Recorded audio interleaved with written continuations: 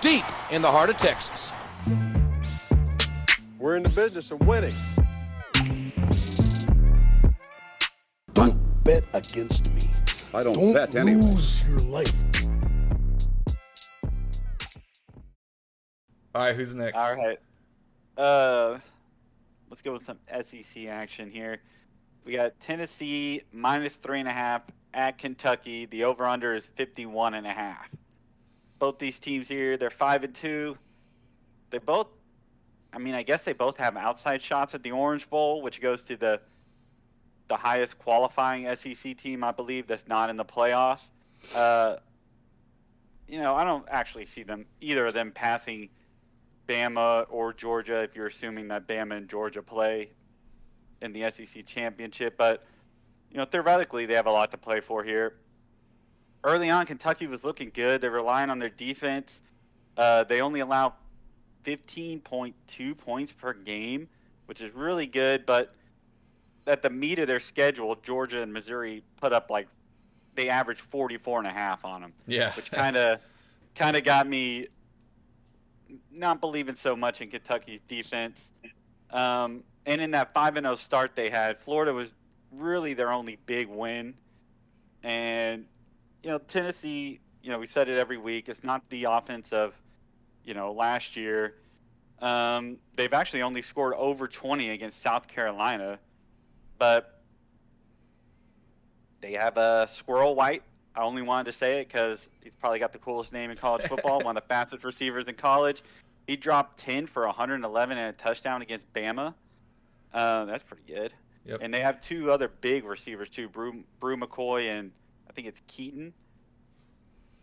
So I'm kind of leaning Tennessee here. They have the 7th ranked rushing attack as well. And then when you kind of look at the other stats, their offensive points per game, Tennessee is 56, Kentucky is 57.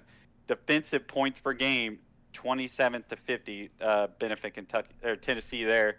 Turnovers allowed, Tennessee beats them again, and then turnovers forced. They're basically the same. It seems like Tennessee has a little bit of an edge, and I kind of like what Tennessee has done. They've played better competition, so I'm going to take Tennessee here, -3.5. And give me that for 2. Yeah, I actually like this game a lot. I'll probably go 3 on Tennessee -3.5. I think we're having a bit of a comeback down to earth for Kentucky. Tennessee lost last week. I always like revenge spots, although Kentucky lost last week too, so I don't know what that means. But I think, again, Tennessee's front four, their front line, especially defensively, but also their linebackers are probably amongst the best in the nation, especially their defensive line specifically. So I think that's going to be the difference because Kentucky, I just think they're going to get to either the quarterback or stop the run. I just don't see Kentucky being able to move the ball very much. Tennessee averages more yards by 100 or more like 80 yards or something per game. And they also allow less yards. And I just think 3.5, that's way too low. Like Ren said on the last game, I think it should be 6.5, 7. So I'm going to take Tennessee -3.5 on this one for 2 or 3. Probably 3 at the end of the day.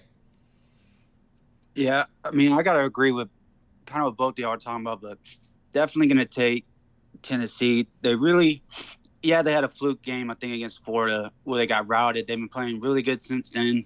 They played a good first half against Alabama, at least.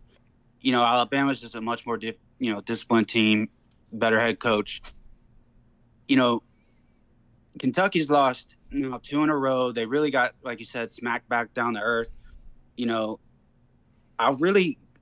Tennessee is the better run game. Kentucky does have a better defense, but Tennessee's, not that bad. And Kentucky really struggles the quarterback and their offense.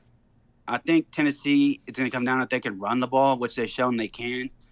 I agree with Nick. I think it's closer to 7, so I'm definitely going to probably hammer that 3.5 to at least for 2 points.